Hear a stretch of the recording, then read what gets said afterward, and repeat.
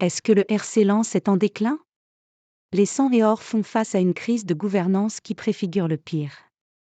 Auteur d'une défaite à Lille vendredi soir en ouverture de la 27e journée de Ligue 1, Lens connaît un ralentissement important à l'aube de la dernière ligne droite de la saison, ainsi qu'une crise de gouvernance malheureuse.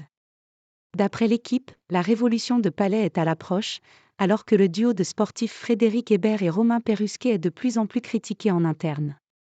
Depuis l'envol pour Nice du directeur sportif Florent Ghisolfi à l'automne 2022, le club artésien a la fâcheuse tendance de vaciller sur sa base.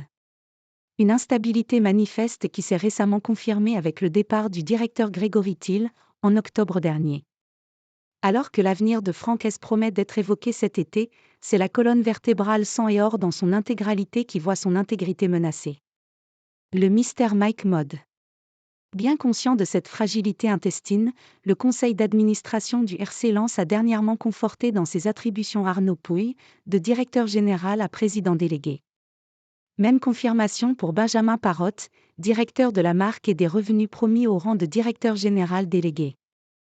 Mais ce ciment apparent n'est pas pour renforcer la cohésion d'un pôle sportif ébranlé par la vraie fausse arrivée ces jours-ci de Mike Mod. Censé chapeauter la cellule de recrutement lensoise, le jeune recruteur de 25 ans qui n'était pas attendu par les Frédéric Hébert et Romain Perrusquet n'a toujours pas signé son contrat et ne devrait pas le faire, selon le quotidien sportif suscité.